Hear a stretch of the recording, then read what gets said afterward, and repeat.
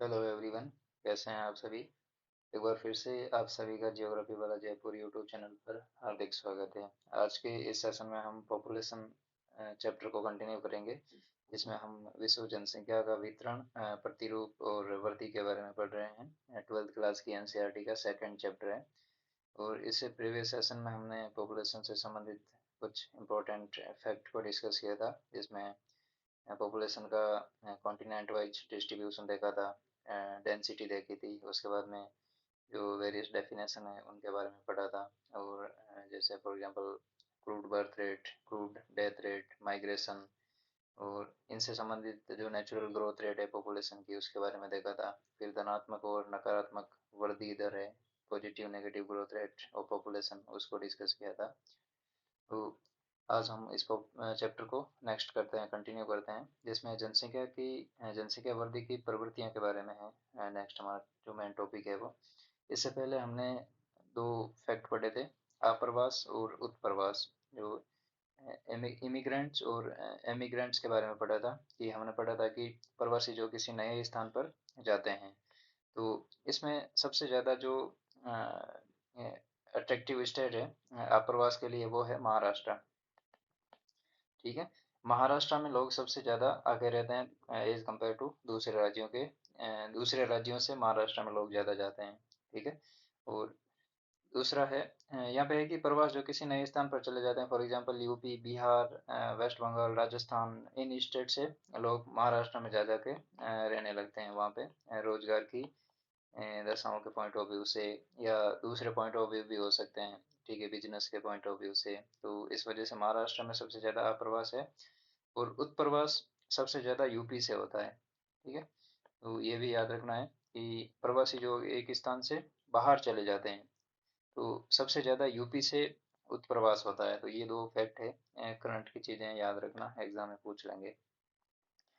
अब नेक्स्ट है, हमने प्रतिकर्ष और अपकर्ष कारक भी पढ़ लिए थे। ठीक है, जिसमें ये पुश फैक्टर था और ये पुल फैक्टर था। तो ये चीज़ें पढ़ी। और नेक्स्ट है जनसंख्या वृद्धि की प्रवृत्तियाँ। अब बेसिक चीज़ें हैं कि जनसंख्या की ग्रोथ हम कहाँ से मेजर करते हैं, कहाँ से हम जनसंख्या को काउंट करना शुरू करते हैं, और प्रेजेंट टाइम में जो स्टेटस है जनसंख्या का वो कैसे इवॉल्व हुआ उसके बारे में है। कि पृथ्वी पर जनसंख्या 7 करोड़ से अधिक है। प्रेजेंट टाइम में 7 करोड़ से अधिक पॉपुलेशन है। इस आकार तक पहुंचने में जनसंख्या को शताब्दियों लगा, कई 100 साल लगे हैं। आरंभिक कालों में विश्व की जनसंख्या धीरे धीरे बढ़ी। विगत कुछ 100 वर्षों के दौरान ही जनसंख्या आश्चर्यजनक दर से बढ़ी है। अब शुरुआती टाइम में जनसंख्या इतनी ग्रोथ रेट क्यों नहीं थी, उसका भी एक मेन मेन कारण है, वो अभी इस डायग्राम में देखते हैं। कि जो पॉपुलेशन चेंजेस का पैटर्न है, जो पॉपुलेशन ग्रोथ का पैटर्न है, वो कैसा था, किस समय ज़्यादा थी ग्रोथ, किस समय कम थी, और प्रेजेंट टाइम में क्या सिनेरियो है, इसके बारे में ये दो तीन क्वेश्चन है। उसके आंसर इस डायग्राम में मिलेंगे। कि चित्र 2.2, जो ये नीचे भी दे रखा है, संसाधन, प्रौद्योगिकी और जनसंख्या वृद्धि, इसके बारे में भी देखेंगे।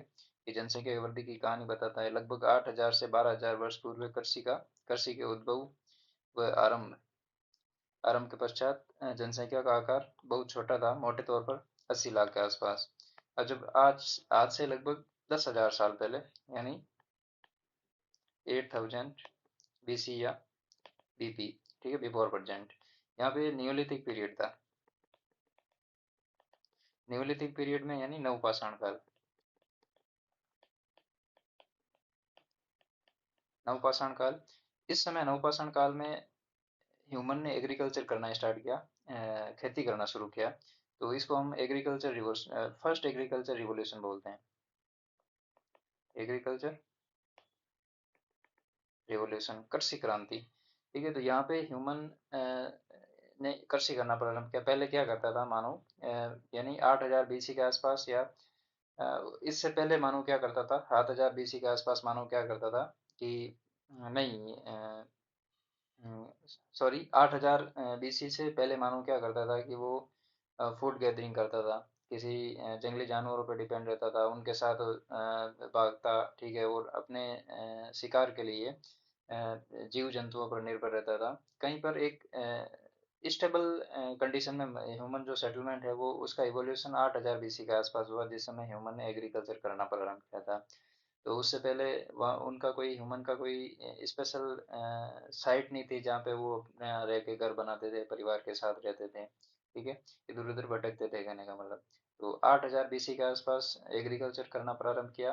तो जहाँ पे फर्टाइल लैंड होगा वहाँ पे ह्यूमन रहेगा, वहाँ पे घर बनाएगा। ठीक है, तो इसको एग्रीकल्चर रिवॉल्यूशन के नाम पे भी जानते हैं, फर्स्ट एग्रीकल्चर रिवॉल्यूशन। और ऐसा भी क्वेश्चन आ जाता है कभी कभी, डायरेक्ट पूछ लेते हैं कि मानव ने कृषि करना कब प्रारंभ किया, कौन से काल में किया। ठीक है, तो न्यूलिथिक पीरियड या नवपाषाण काल में ह्यूमन ने खेती करना प्रारंभ किया था, जिसकी अवधि थी 8000 BC के आसपास। तो आज के टाइम से देखें तो ये लगभग 10,000 साल हो जाते हैं, 10,000 साल, 10,000 वर्ष पूर्व। ठीक है, तो ये सिचुएशन है।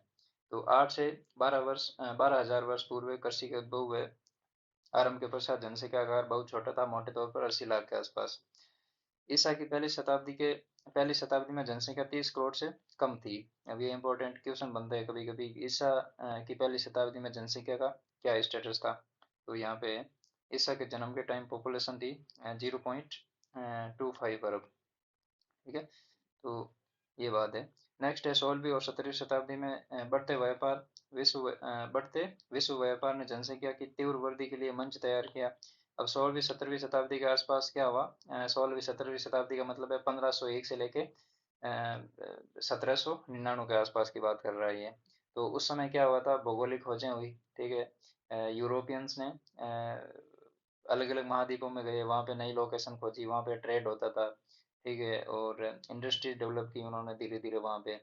और एग्रीकल्चर करना प्रारंभ किया, लार्ज स्केल पर कमर्शियल एग्रीकल्चर प्रारंभ किया। ठीक है, रॉ मटेरियल प्राप्त किया। तो इसकी वजह से क्या है कि पॉपुलेशन ग्रोथ ज़्यादा हुई। 1750 के आसपास जब औद्योगिक क्रांति का उदय हुआ, विश्व की जनसंख्या 55 करोड़ थी। अब 1750 के आसपास वर्ल्ड पॉपुलेशन कितनी थी, 55 करोड़ थी। 18वीं शताब्दी में औद्योगिक क्रांति के पश्चात विश्व जनसंख्या में विस्फोटक वृद्धि हुई। अब अब तक प्राप्त प्रौद्योगिकी प्रगति ने जन्म दर को घटाने में सहायता की तथा वितरित जनसंख्या वृद्धि के लिए मंच तैयार किया। अब ईसा की पहली शताब्दी के आसपास क्या होता था कि 35 बच्चे जन्मते थे और 34 की डेथ हो जाती थी। ठीक है, तो उस समय इतनी टेक्नोलॉजी थी नहीं, तो पॉपुलेशन 80 लाख के आसपास है। ठीक है, फिर 1750 के आसपास 55 करोड़ के आसपास है। अब जैसे ही औद्योगिक क्रांति हुई, ठीक है, तो मेडिकल सेक्टर में रिवॉल्यूशन आया,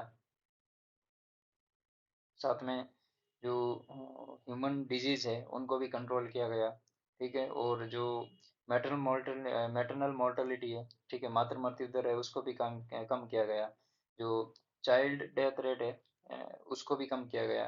तो ये सारी टेक्नोलॉजिकल इनोवेशन की वजह से संभव हुआ कि मृत्यु दर को कम किया गया धीरे धीरे। ठीक है, तो मृत्यु दर घटी, तो जनसंख्या में ग्रोथ है जो ऑटोमेटिक हुई। ठीक है, तो अब इंडस्ट्रियल रिवॉल्यूशन के बाद में यदि इमेजिन करें कि 35 बच्चों का जन्म हुआ है, तो यहाँ पे 10 बच्चे की डेथ होती थी। ठीक है, तो जो नेचुरल ग्रोथ थी या बोलते हैं कि पॉपुलेशन ग्रोथ है वो 25 रही। ठीक है, तो इस वजह से यहाँ पे पॉपुलेशन विस्फोटक दौर है ये, औद्योगिक क्रांति के जस्ट बाद वाला। विज्ञान व प्रौद्योगिकी ने किस प्रकार जनसंख्या वृद्धि में सहायता की। एक एग्जाम्पल दे रखा है कि मानवीय और प्राणी ऊर्जा के स्थान पर भाप इंजन प्रतिस्थापित हो गया, जिसने पवन और जल के लिए यांत्रिक ऊर्जा उपलब्ध कराई। इससे कृषिगत औद्योगिक उत्पादन में वृद्धि हुई। पहले ह्यूमन करता था सारे काम, अब भाप का इंजन काम करने लग गया। ठीक है, किसी एक स्थान से दूसरे स्थान पर कोई माल ले जाना हो तो ये करता था भाप का इंजन। ठीक है, इसका आविष्कार हो गया। तो इसकी वजह से जो यांत्रिक ऊर्जा उपलब्ध करवाई, जिससे कृषिगत और औद्योगिक उत्पादन में ग्रोथ हुई। महामारियों व अन्य संक्रमण रोगों के विरुद्ध टीकाकरण हो गया, चिकित्सा सुविधाओं में सुधार हो गया, स्वच्छता ने पूरे विश्व में मृत्यु दर की तीव्रता से घटाने में योगदान दिया। ठीक है, पहले बहुत सारी महामारियां होती थी, जैसे प्रेजेंट टाइम में कोविड है। ठीक है, तो इमेजिन कीजिए यदि प्रेजेंट टाइम में कोविड है और हमने वैक्सीन डेवलप कर ली है। ठीक है, यदि यही सिचुएशन आज से 1000 साल पहले होती तो क्या हालत होती पॉपुलेशन की। तो बाद में उन्होंने किया, इंडस्ट्रियल रिवॉल्यूशन के बाद में टीकाकरण कर लिया और मेडिकल फैसिलिटी का उद्भव हुआ। उसके बाद में जो सैनिटेशन है उस पर फोकस किया गया, तो इसकी वजह से जो मृत्यु दर है वो कम हो गई। ठीक है, अब नेक्स्ट है जो पॉपुलेशन का ग्राफ दे रखा है कि कौन से टाइम में कितनी पॉपुलेशन थी और प्रेजेंट टाइम में क्या सिचुएशन है। इसमें है कि संसाधन प्रौद्योगिकी और जनसंख्या के बारे में बात की गई है कि संसाधन का लेवल क्या है, प्रौद्योगिकी का डेवलपमेंट कितना है और ग्रोथ रेट कितनी है पॉपुलेशन की, उसके बारे में बात की हुई है। ठीक है, अब वर्तमान से 12,000 वर्ष पूर्व यानी कृषि के विकास और विस्तार के आसपास की बात करें तो यहाँ पे कोई पॉपुलेशन डाटा नहीं है, हम एक एस्टिमेट कर रहे हैं, अनुमान लगा रहे हैं कि यहाँ पे 80 लाख पॉपुलेशन थी। ठीक है। और उसके बाद में ईसा के जन्म के टाइम में 1 अरब, 1 अरब में एक अरब का चौथा पार्ट, ठीक है, यानी 0.25 अरब पॉपुलेशन थी ईसा के जन्म के टाइम में। ठीक है। फिर 1600 ईस्वी के आसपास कितनी पॉपुलेशन हुई? 0.5 अरब। ठीक है। और 1700 के आसपास पॉपुलेशन का कोई क्लियर डाटा नहीं है। ठीक है। तो जो ये टाइम पीरियड है, एक मिनट, ये जो टाइम पीरियड है यहाँ पे आप मान सकते हैं कि ईसा मसीह और 1600 के बीच में लगभग सातवीं या 8वीं शताब्दी से अगर शुरू करें तो यूरोपियन खोज, उपनिवेशवाद और बसाव का युग है। ये चला था 1900 ईस्वी तक। ठीक है। और यहाँ पे बीच में 1750 में औद्योगिक क्रांति हुई थी और 1850 में परिवहन से संबंधित इनोवेशन हुआ था, नई नई टेक्नोलॉजियाँ आई थी। ठीक है। और उसके बाद में 1920 के आसपास सफाई और चिकित्सा पर जोर दिया गया। ठीक है। और उसके बाद में वापस 1950 के आसपास जैव प्रौद्योगिकी यानी बायोटेक्नोलॉजी का डेवलपमेंट हुआ था। और अ, लगभग 2000 से पहले या इसके आसपास 1990 या 80 के दशक में सूचना और कंप्यूटर का युग था। ठीक है। इंफॉर्मेशन एंड कम्युनिकेशन टेक्नोलॉजी का डेवलपमेंट हुआ था। ठीक है। तो हम मान सकते हैं कि 1650 से लेके और 2000 के बीच में जो टाइम पीरियड था वो प्रौद्योगिकी क्रांतियां और इनसे रिलेटेड था। ठीक है। तो आपके डायरेक्ट सीधा सीधा क्वेश्चन बनने की पॉसिबिलिटी है कि आपको एग्जाम में दे देंगे कि प्रौद्योगिकी क्रांतियों का युग कहाँ से प्रारंभ हुआ। ठीक है। तो 1650 से वर्तमान तक। ठीक है। तो आपको तीन चार सन दे देंगे, 1650, 1750, 1550, इस टाइप के चार ईयर दे देंगे और आपको पूछ लेंगे कि प्रौद्योगिकी क्रांतियों की शुरुआत कब हुई थी। ठीक है। तो ये सीयूटी यूजी पीजी के एग्जाम के लिए इम्पोर्टेंट है। और फिर जो हायर लेवल के एग्जाम होते हैं उनमें भी पॉसिबिलिटी स्टेटमेंट बेस्ड क्वेश्चन किया जाती है। ठीक है। असर्ट एंड रीजन की पॉसिबिलिटी, इस टाइप के क्वेश्चन पूछे जाते हैं। तो ये है विश्व जनसंख्या अरबों में। ठीक है। तो ये जो ग्राफ दिख रहा है ये है पॉपुलेशन का, पॉपुलेशन ग्रोथ का। अब जैसे जैसे इमेजिन कीजिए यहाँ पे इंडस्ट्रियल रिवॉल्यूशन आया तो पॉपुलेशन लगभग 1 अरब से नीचे थी। ठीक है। बाद में जैसे परिवहन से संबंधित रिवॉल्यूशन आया तो पॉपुलेशन 1 अरब से ज़्यादा हो गई। और सफाई और चिकित्सा से संबंधित इवोल्यूशन हुआ तो पॉपुलेशन लगभग 2 अरब के करीब चली गई। अब यहाँ पे जैव प्रौद्योगिकी से संबंधित इवोल्यूशन हुआ तो पॉपुलेशन 3 अरब चली गई। सूचना एवं संचार प्रौद्योगिकी टाइम में पॉपुलेशन 5 अरब के आसपास चली गई। ठीक है। तो ये ऐसे ग्राफ दे रहा है कि पॉपुलेशन का ग्रोथ रेट कैसे हुआ और इनका सीक्वेंस भी पूछ लेते हैं।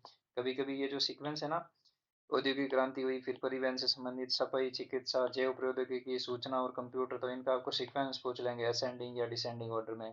ठीक है। आपको ए ऑप्शन, बी, सी और डी चार ऑप्शन देंगे और उसमें ये 4 पॉइंट उठा लेंगे। ये कंप्यूटर से संबंधित, जैव प्रौद्योगिकी, परिवहन और औद्योगिक। औद्योगिक नहीं पूछेंगे क्योंकि ये थोड़ा फेमिलियर सा है। ठीक है। तो ये चार वर्ड पूछ लेंगे। ठीक है। और आपको इनके एक जो ऑर्डर पूछेगा क्वेश्चन उसका आंसर होगा, बाकी ऊपर नीचे पूछेगा। तो ये सीक्वेंस भी इस टाइप में भी क्वेश्चन पूछे जाते हैं आजकल। ठीक है। अब इधर है पॉपुलेशन, ये 7 अरब पॉपुलेशन का आंकड़ा है, 1 2 3 4 5 6 ऐसे करके विश्व जनसंख्या के प्रति 1 अरब तक बढ़ने में लगे वर्षों की संख्या। ठीक है। अब यहाँ पे पॉपुलेशन ग्रोथ है वो 1 अरब से 2 अरब कब हो गई, इनमें कितना टाइम पीरियड लगा कि 1830 में 1 अरब हो गई। ठीक है। और वापस 1930 में 2 अरब हुई, कहने का मतलब 100 वर्ष लगे थे डबल होने में। वापस 2 अरब से 3 अरब होने में 30 वर्ष लगे। 1960 के आसपास 3 अरब हो गई। क्यों हो गई? क्योंकि यहाँ पे टेक्नोलॉजिकल इनोवेशन था और चिकित्सा से संबंधित रिवोल्यूशन हुई थी। कि इसमें नए नए इक्विपमेंट आए और जो महामारियाँ थी उनको कंट्रोल किया। इस वजह से जो डेथ रेट थी उसको कंट्रोल किया। फिर नेक्स्ट है 3 से 4 अरब होने में 15 वर्ष लगे, क्योंकि 1960 में 3 अरब थी और 1975 में 4 अरब हो गई। फिर 1987 में 5 अरब हो गई, 12 वर्ष लगे। फिर 1999 में 12 अरब हो गई, सॉरी 12 वर्ष लगे थे 6 अरब होने में। फिर 2011 में 7 अरब हो गई और ये इनको भी 12 वर्ष लगा था। तो ये सीक्वेंस देख सकते हैं आप कि पॉपुलेशन डबल होने में शुरुआत में ज़्यादा टाइम लगता था। ठीक है, 100 वर्ष, फिर 30 वर्ष, फिर 15, और ये भी हर 12 वर्ष में पॉपुलेशन 1 अरब ऐड हो रही है वर्ल्ड पॉपुलेशन में। तो ये सीक्वेंस है, ये पैटर्न है, थोड़ा याद रखना। तो ये बॉक्स भी इम्पोर्टेंट है एग्जाम के पॉइंट ऑफ व्यू से, क्वेश्चन बनते हैं और आगे भी बनेंगे। तो आपसे ये पूछ लेंगे कि पॉपुलेशन 6 अरब से 7 अरब होने में कितना टाइम लगा, या पॉपुलेशन 2 अरब से 3 अरब होने में कितना टाइम लगा। तो सीधे सीधे फैक्चुअल क्वेश्चन आते हैं। जनरली इन डायग्राम को अवॉइड किया जाता है स्टूडेंट द्वारा, ठीक है, कैंडिडेट द्वारा। तो वो इनको ज़्यादा इंटरप्रेट नहीं करते हैं, इनको एनालिसिस नहीं करते हैं। तो ये चीज़ें हैं अच्छे से रिवाइज रिवाइज करने की और ज़्यादा फोकस करने की। आजकल क्वेश्चन भी इन्हीं बॉक्स से पुटअप होते हैं। तो ये है इम्पोर्टेंट। उसके बाद में नेक्स्ट है, तो 3 फैक्ट दिए हुए हैं कि विगत 500 वर्षों में मानव जनसंख्या 10 गुना से अधिक बढ़ी है, ठीक है।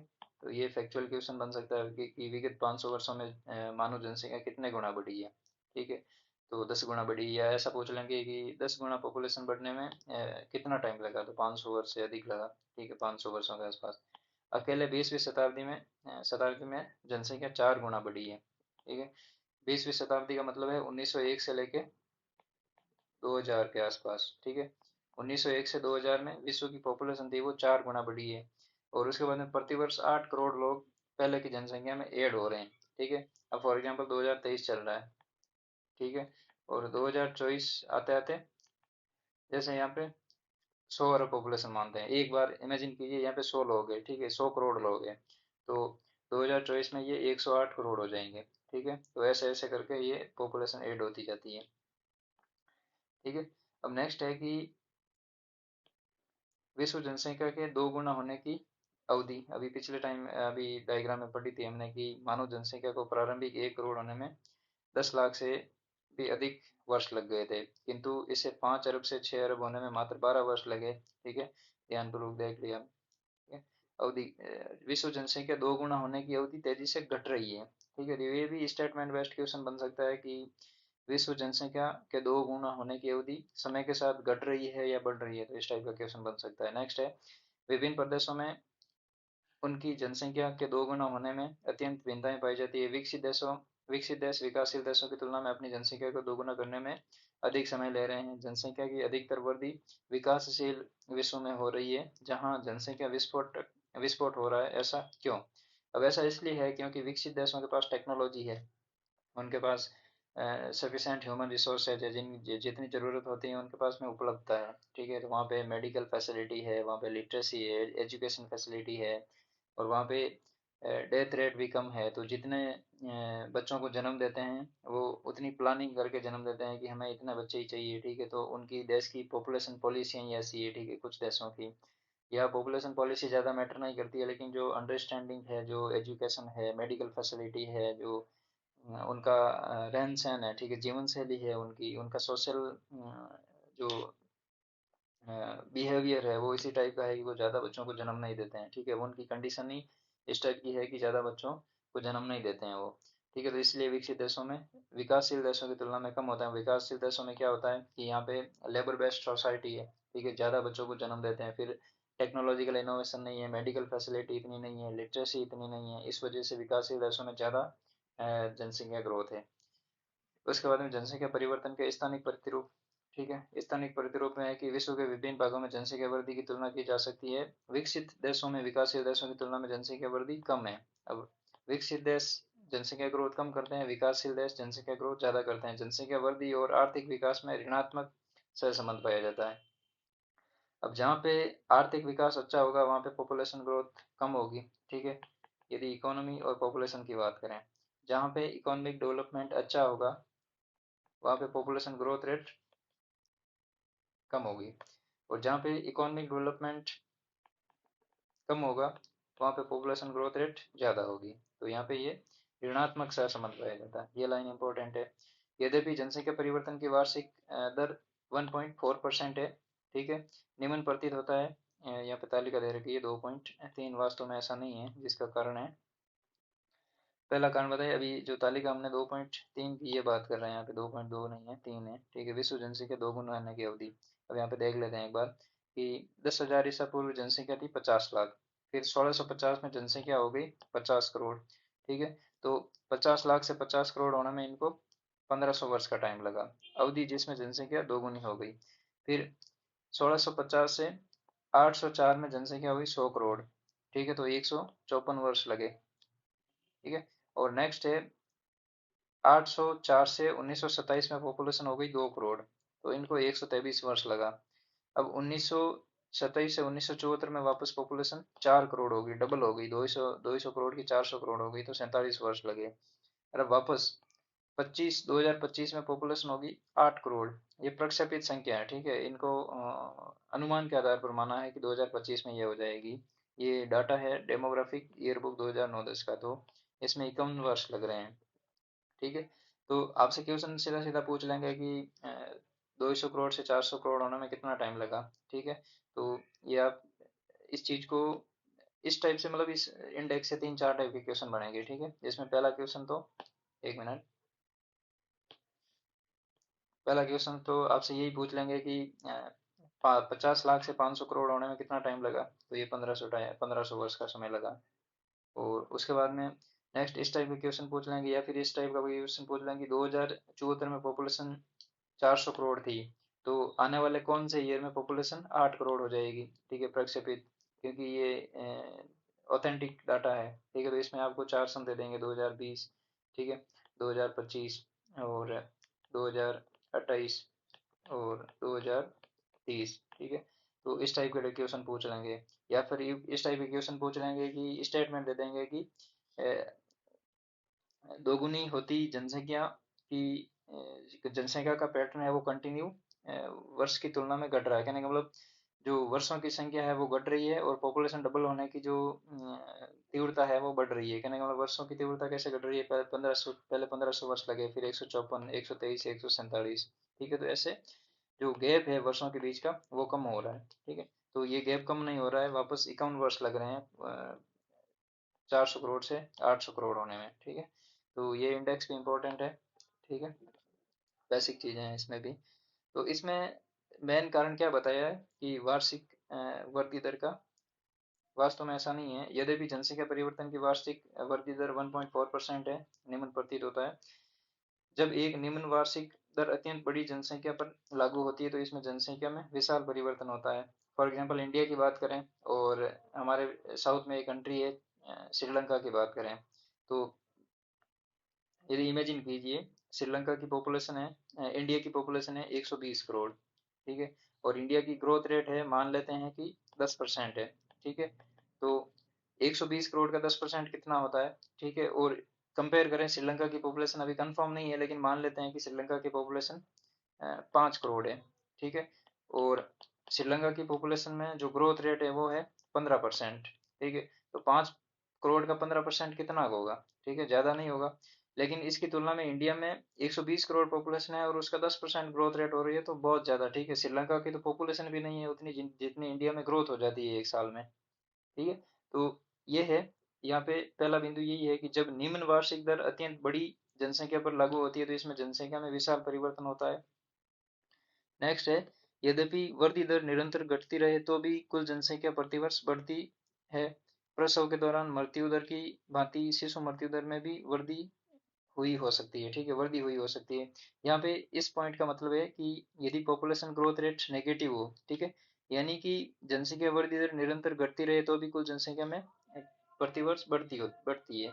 अब यहाँ पे एग्जांपल लेते हैं कि फॉर एग्जांपल 2020 में पॉपुलेशन थी 100 करोड़, ठीक है, और इसकी ग्रोथ रेट है, यहाँ पे मान लेते हैं कि कुल जनसंख्या प्रतिवर्ष बढ़ती है, वृद्धि दर कम हो तो भी, ठीक है। वृद्धि दर कम होने यहाँ पे मतलब है कि 100 करोड़ पॉपुलेशन थी, ठीक है, 2020 में, और 2021 में इसकी पॉपुलेशन हो गई 110 करोड़, ठीक है। 2022 में ये पॉपुलेशन हो गई 108 करोड़, ठीक है, और 2024 में ये पॉपुलेशन हो गई 106 करोड़ मान लेते हैं, ठीक है। अब 100 करोड़ की तुलना में यह यहाँ पे पॉपुलेशन बढ़ी है एक बार, ठीक है, 110 हो गई, लेकिन अब यहाँ पे पॉपुलेशन ऋणात्मक हो रही है, ठीक है, नेगेटिव जा रही है, लेकिन पॉपुलेशन बेस ईयर की तुलना में तो बढ़ ही रही है, ठीक है। अब 108 है, 100 की तुलना में 108 है, 100 की तुलना में 106 है, तो यहाँ पे पॉपुलेशन जो ग्रोथ रेट है, वृद्धि दर है, वो निरंतर घटती रहती है, तो भी पॉपुलेशन की कुल जनसंख्या में प्रतिवर्ष बढ़ती है, ठीक है, मेन कारण यही है इसका। अब यहाँ पे प्रदेश दे रखे हैं विश्व का, अफ्रीका, यूरोप, इस टाइप का, और 1990 और 95 की अवधि के दौरान ग्रोथ रेट क्या थी, और 2010 और 15 के अनुसार अनुमानित ग्रोथ रेट क्या थी। तो यहाँ पे अनुमानित ग्रोथ रेट से क्वेश्चन बन सकता है, इंपॉर्टेंट है, ये याद रखना है। ठीक है। तो विश्व में 1990 से 95 के बीच में 1.6% ग्रोथ रेट थी पॉपुलेशन की, मतलब प्रति वर्ष 1.6% ग्रोथ रेट थी पॉपुलेशन की। लेकिन विश्व की अभी 2010 से 15 के बीच में कितनी है, 1.2। उसके बाद में सबसे ज्यादा ग्रोथ रेट कौन से कॉन्टिनेंट की पूछे तो वो है अफ्रीका की। ठीक है। अफ्रीका की पहले 2.4 थी, अब प्रेजेंट टाइम में 2.6 है। ठीक है। मैक्सिमम है, कहने का मतलब यहाँ पे भी ग्रोथ रेट हुई है, दो 1990 और 95 की तुलना में 2010 और 15 के बीच में ग्रोथ रेट में 0.2% ग्रोथ हुई है। नेक्स्ट है यूरोप। यूरोप में पहले 0.2 थी, अब 0.1 हो गई है। ठीक है। तो यहाँ पे घटी है ग्रोथ रेट। उत्तरी अमेरिका में 4 से 1.4 से 0.8 है, यहाँ पे भी घटी है। लैटिन अमेरिका कैरेबियन द्वीप समूह है, वहाँ पे 1.7 से 1.1 आ गई, तो यहाँ पे भी घटी है। एशिया में 1.6 से 1 पॉइंट रही है। ठीक है। यहाँ पे भी घटी है। ओशनिया, ऑस्ट्रेलिया, न्यूजीलैंड और फिजी द्वीप समूह में यहाँ पे पॉपुलेशन स्टेबल रही है। ठीक है। तो एक तो हमें ओशनिया का याद रखना है कि यहाँ पे स्टेबल रही है, और एक अफ्रीका का याद रखना है कि यहाँ पे पॉपुलेशन ग्रोथ रेट हुई है। ठीक है। एकमात्र अफ्रीकन कॉन्टिनेंट ऐसा है जहाँ पे पॉपुलेशन की ग्रोथ हुई है, वृद्धि दर में ग्रोथ हुई है। ठीक है। तो एक तो अफ्रीका इंपॉर्टेंट है। ठीक है। और फिर यहाँ पे ओशनिया इंपॉर्टेंट है क्योंकि यहाँ पे पॉपुलेशन स्टेबल है। और एक विश्व का याद रखना है कि पॉपुलेशन जो ग्रोथ रेट है वो कम हुआ है। और दूसरा हमें एशिया का याद रखना है, चौथा पॉइंट, तीसरा चौथा पॉइंट की यहाँ पे पॉपुलेशन 1.6 से प्रेजेंट टाइम में एशिया का पूछ ले कि ग्रोथ रेट क्या है, तो 1.6 सॉरी 1.0 है। ठीक है। 1% ग्रोथ रेट है एशिया की। तो ये तीन चार चीजें हैं। और उसके बाद में यूरोप की ग्रोथ रेट तो बिल्कुल ही नहीं है, 0.1% के आसपास है। ठीक है। तो ये चीजें ये भी इम्पोर्टेंट है, इंडेक्स इंपॉर्टेंट है, याद रखनी है। नेक्स्ट है जनसंख्या परिवर्तन का प्रभाव। अब जो पॉपुलेशन चेंजेस हो रहा है उनका प्रभाव क्या है, इम्पैक्ट क्या है, उसको देखते हैं। अब यहाँ पे इंडिया की एनुअल पॉपुलेशन ग्रोथ रेट देखते हैं, तो वो है 1.64। पर्टिकुलर हम इंडिया की बात करें तो 1.64%। तो जो वर्ल्ड पॉपुलेशन ग्रोथ रेट है एवरेज 1.2, उसकी तुलना में ज़्यादा है इंडिया की, तो ये भी बात याद रखना है। ठीक है। अब नेक्स्ट है, एक विकासशील अर्थव्यवस्था में जनसंख्या की अल्प वृद्धि अपेक्षित है।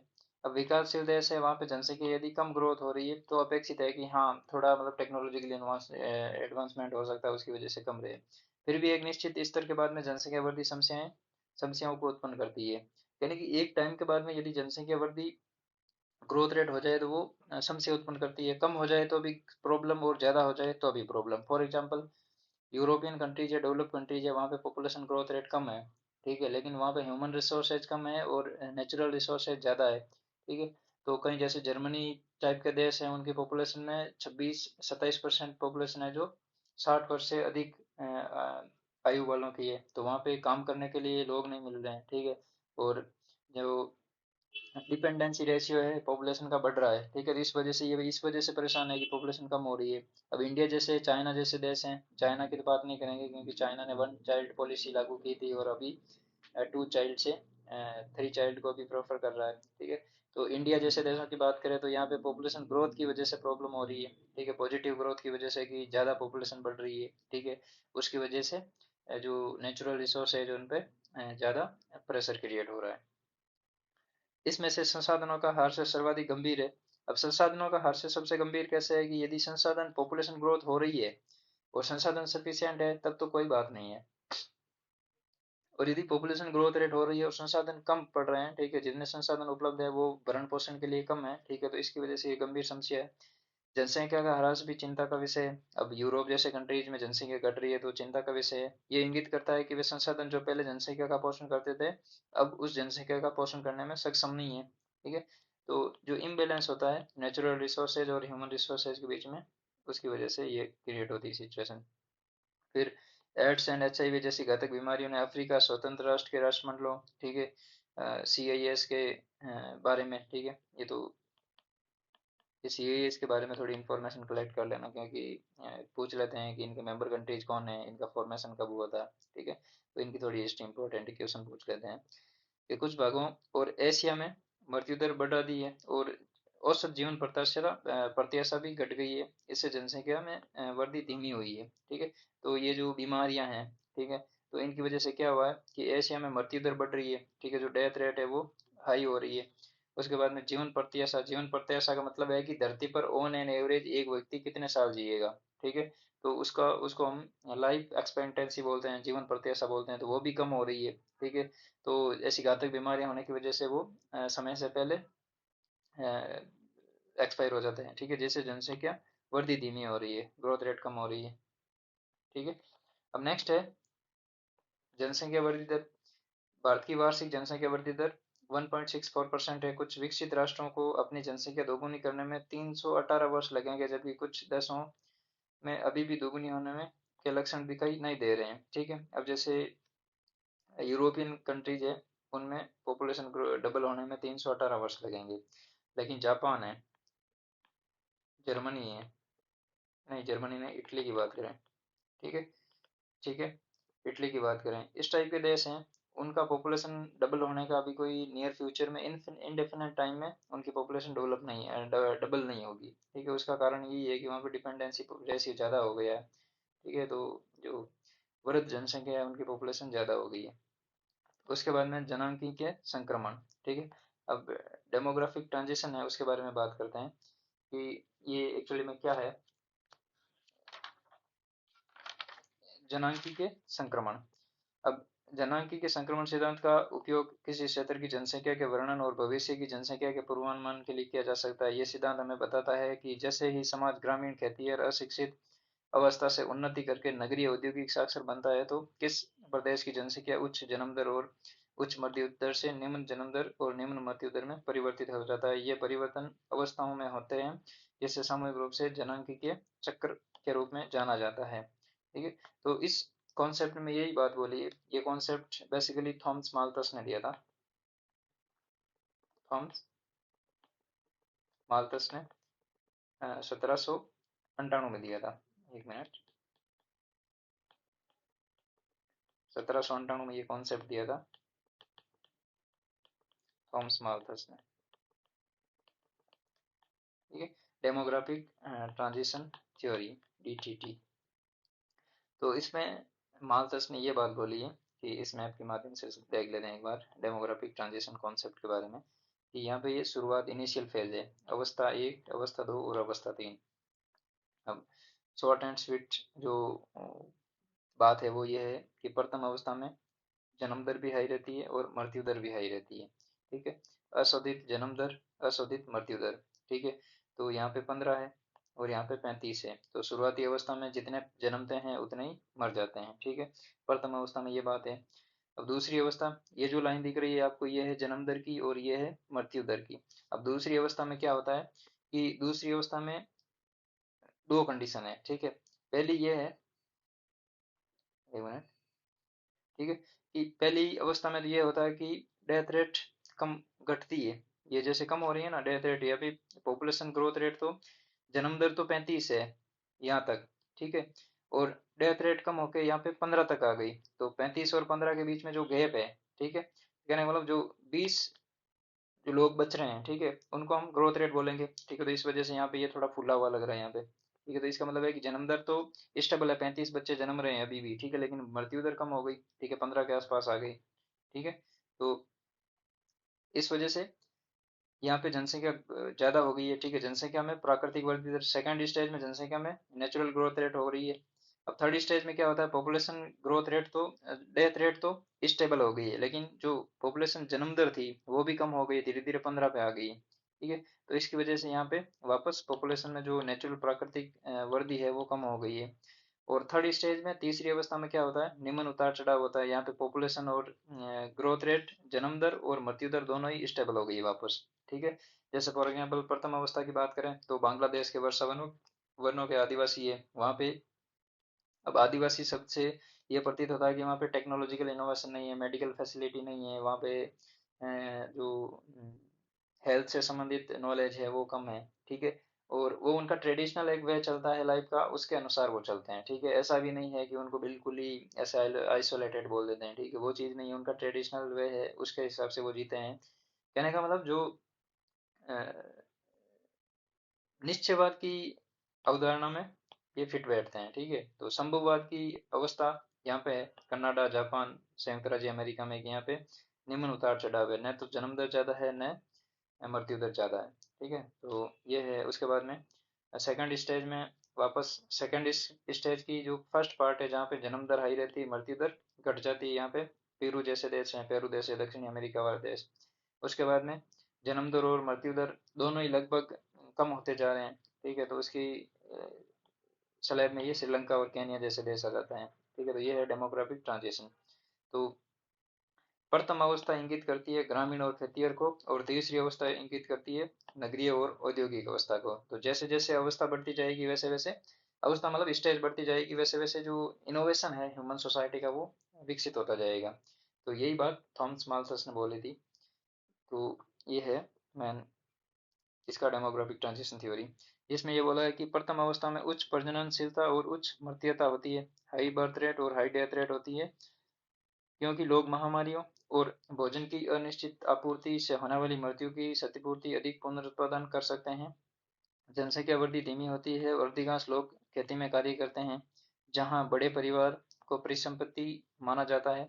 जीवन प्रत्याशा निम्न होती है, ठीक है। मुश्किल से कहने का मतलब 40-45 साल के आसपास पहुंच पाते हैं, 35-45।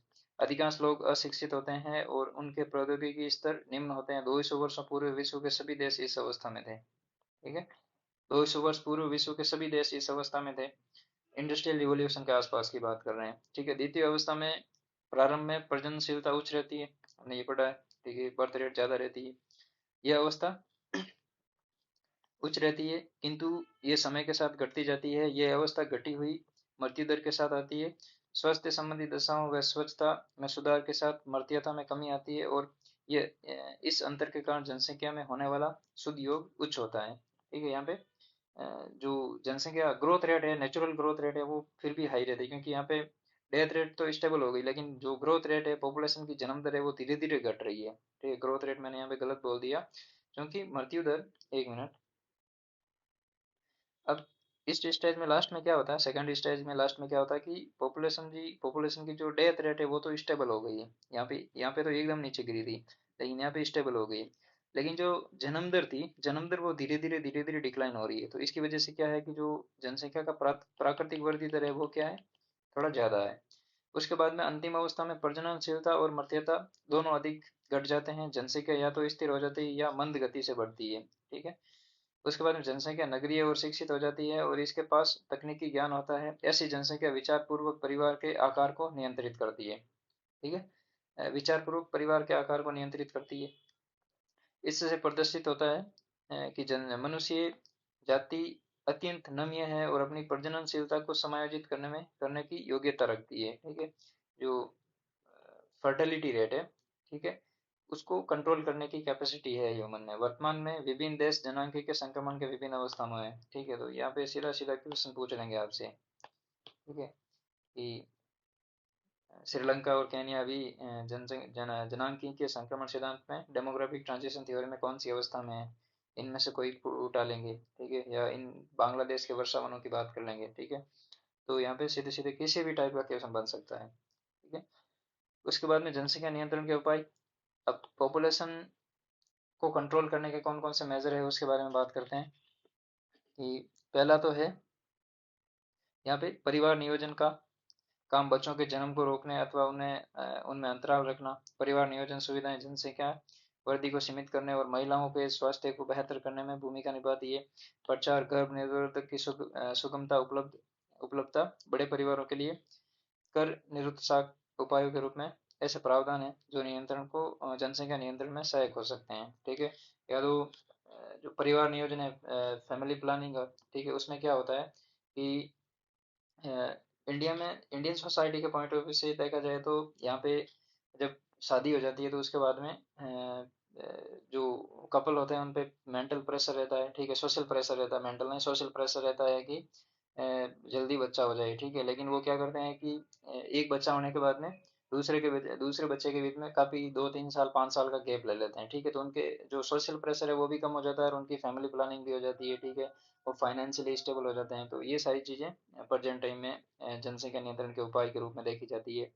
थॉमस माल्थस ने अपने सिद्धांत 1798 में कहा था कि लोगों की संख्या खाद्य आपूर्ति की अपेक्षा अधिक तेजी से बढ़ेगी। ठीक है, जो पॉपुलेशन ग्रोथ रेट है, ठीक है, वो जो फूड सप्लाई है, ठीक है, अब फूड सप्लाई तो होगी जियोमेट्रिक, ठीक है, और जो पॉपुलेशन ग्रोथ है वो है, सॉरी एक मिनट, ये उल्टा बोल दिया,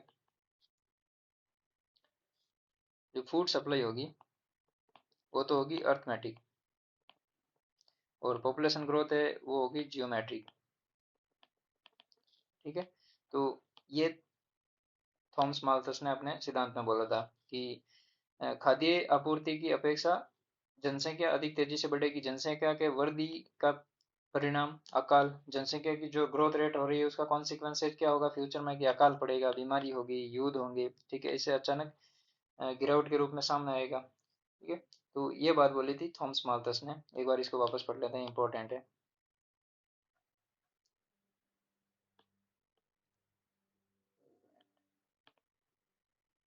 थॉमस माल्थस ने डेमोग्राफिक ट्रांजिशन थ्योरी दी थी 1798 में। ठीक है, तो थॉमस माल्थस ने अपने सिद्धांत 1798 में, यही सिद्धांत है जनांकी के संक्रमण सिद्धांत, ये थॉमस माल्थस का है। तो इसमें कहा था कि लोगों की संख्या खाद्य आपूर्ति की अपेक्षा तेजी से बढ़ेगी। ठीक है, तो इन्होंने बोला था रॉबर्ट थॉमस माल्थस ने कि जो फूड है, फूड सप्लाई है और पॉपुलेशन ग्रोथ रेट है, ठीक है, फूड सप्लाई तो होगी अर्थमेटिक, ठीक है, और पॉपुलेशन ग्रोथ रेट है वो होगी जियोमेट्रिक।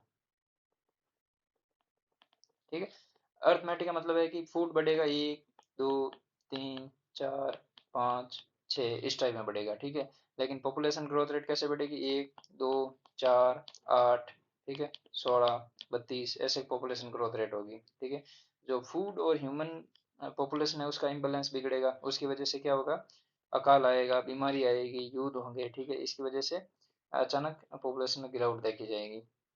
ठीक है, तो ये था हमारा सेकंड चैप्टर, और बेसिकली इसमें कुछ और इम्पोर्टेंट फैक्ट है, उनको भी एक बार देख लेते हैं कि पॉपुलेशन का जो लेवल है। ठीक है, तो फैक्ट है कुछ एग्जाम के पॉइंट ऑफ व्यू से, तो एक बार उनको भी गो थ्रू करते हैं कि पॉपुलेशन का डिस्ट्रीब्यूशन क्या है, पैटर्न क्या है। तो इसमें वर्ल्ड पॉपुलेशन के पॉइंट ऑफ व्यू से देखें तो 2001 में जो वर्ल्ड पॉपुलेशन थी, ठीक है, 2001 में, एक मिनट यहाँ पे देख लेते हैं, सॉरी, 2001 में जो वर्ल्ड पॉपुलेशन थी वो थी 613.71 करोड़। ठीक है, और वर्ल्ड पॉपुलेशन डेंसिटी है, वर्ल्ड पॉपुलेशन डेंसिटी वो है 44 पर्सन पर स्क्वायर किलोमीटर। ठीक है, और उसके बाद में नेक्स्ट है कि 80% पॉपुलेशन है, 80% पॉपुलेशन जो मीन सी लेवल है, एल्टीट्यूड बोलते हैं, एक मिनट, एल्टीट्यूड 500 मीटर से हाई। ठीक है, 500 मीटर से हाई एल्टीट्यूड में कितना परसेंट पॉपुलेशन रहती है, 80% पॉपुलेशन रहती है। फॉर एग्जांपल ये है पृथ्वी का सतह या मीन सी लेवल। ठीक है, तो जो 500 मीटर का एल्टीट्यूड है, यानी कि इसको जीरो मानते हैं, तो यहाँ पे 500 मीटर मानते हैं, तो विश्व की 80% पॉपुलेशन तो 500 मीटर से ज़्यादा ऊंचाई वाले रीजन में रहती है, और जो बची कुची 20% पॉपुलेशन है वो इस 500 मीटर और जो सी लेवल है उसके बीच में, इस एल्टीट्यूड के आसपास रहती है। ठीक है, और जो 0 डिग्री के नॉर्थ में तो है नॉर्दर्न हेमिस्फेयर, और साउथ में है सदर्न हेमिस्फेयर। तो नॉर्दर्न हेमिस्फेयर में पॉपुलेशन रहती है 85%, और 15% पॉपुलेशन रहती है वो सदर्न हेमिस्फेयर में रहती है। और विश्व का टोटल जो 2/3 एरिया है, 2/3 पोर्शन है, वो है निर्जन। ठीक है, यहाँ पे पॉपुलेशन नहीं रहती है। ठीक है, और एशिया और यूरोप को यदि दोनों को साथ में लेके आए, ठीक है, एशिया एंड यूरोप को साथ में लेके आए तो ये वर्ल्ड का 2/3 पॉपुलेशन पोर्शन। ठीक है, 2/3 यानी लगभग 66% के आसपास यूरोप और एशिया में पॉपुलेशन रहती है विश्व की। और ओशनिया में आपको पता ही है, ओशनिया में 0.5% पॉपुलेशन रहती है वर्ल्ड की। यानी विश्व का एकमात्र ऐसा महाद्वीप है जहाँ पर पॉपुलेशन 1% से कम रहती हो। ठीक है, तो ये फैक्चुअल क्वेश्चन बन सकता है, इंपॉर्टेंट है। ठीक है। और उसके बाद में जो एल्टीट्यूड, सॉरी लेटीट्यूड वाइज बात करें, एल्टीट्यूड की तो हमने बात की थी कि 500 मीटर से जो ज़्यादा एल्टीट्यूड वाले रीजन है वहाँ पर विश्व की 80% पॉपुलेशन रहती है। ठीक, अब लेटीट्यूड वाइज बात करें तो फॉर एग्जांपल ये है 0 डिग्री। ठीक है। और उसके बाद में यहाँ पर वापस 60 डिग्री लेटीट्यूड नॉर्दर्न लेटीट्यूड। और उसके बाद में यहाँ पे है 90 डिग्री नॉर्दर्न लेटीट्यूड। ठीक है। तो यहाँ पे है 20 डिग्री नॉर्दर्न लेटीट्यूड। ठीक है। तो 20 डिग्री से 60 डिग्री उत्तरी अक्षांश के बीच में विश्व की 80% पॉपुलेशन रहती है। ठीक है, 80% पॉपुलेशन। ठीक है। और 60 डिग्री और 90 डिग्री के बीच में नॉर्दर्न हेमिस्फेयर की बात कर रहे हैं यहाँ पे हम। ठीक है। तो 60 डिग्री और 90 डिग्री के बीच में विश्व की 1% पॉपुलेशन रहती है। ठीक है। तो ये है कुछ इंपॉर्टेंट फैक्ट। और विश्व की लगभग 75% पॉपुलेशन जो ओशियन बॉर्डर है, ठीक है, कॉन्टिनेंट और ओशियन बॉर्डर है, तटीय रेखा बोल देते हैं हम। ठीक है, तटीय रेखा। ठीक है। वहाँ पे विश्व की 75% पॉपुलेशन रहती है। ये भी इंपॉर्टेंट फैक्ट है कि क्वेश्चन पूछ लेते हैं कभी डायरेक्ट, सीधा सीधा। तो ये है पॉपुलेशन से संबंधित कुछ इंपॉर्टेंट और डाटा, एक्स्ट्रा डाटा। ठीक है। और जो वर्किंग पॉपुलेशन का ईयर वाइज हम देखें,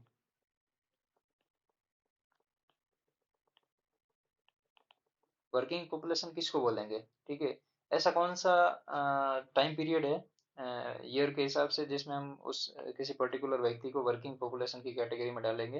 तो यदि किसी व्यक्ति की आयु 15 वर्ष से लेके 59 वर्ष के बीच में है, ठीक है, तो उस व्यक्ति को हम वर्किंग पॉपुलेशन कैटेगरी में इंक्लूड करेंगे। ठीक है। तो ये है वर्किंग पॉपुलेशन से संबंधित। ठीक है। तो ये है बेसिकली कुछ इंपॉर्टेंट फैक्ट है। तो आज हम इस सेकंड चैप्टर को डिस्कस किया था पॉपुलेशन से संबंधित। और नेक्स्ट चैप्टर में, तीसरे चैप्टर में हम वर्ल्ड पॉपुलेशन का जो कंपोजिशन है उसके बारे में देखेंगे कि जो अदर थिंग रह गई है, फॉर एग्जांपल जैसे सेक्स रेशियो है, उसके बाद में जो एज और सेक्स के पिरामिड है उसके बारे में देखेंगे। तो ये जनरल बातें हैं, वो सेकंड चैप्टर एक सेशन में कंप्लीट हो जाएगा। ठीक है। तो आज के इस सेशन में इतना ही है। चलिए, सेशन के लिए थैंक यू आप सभी का।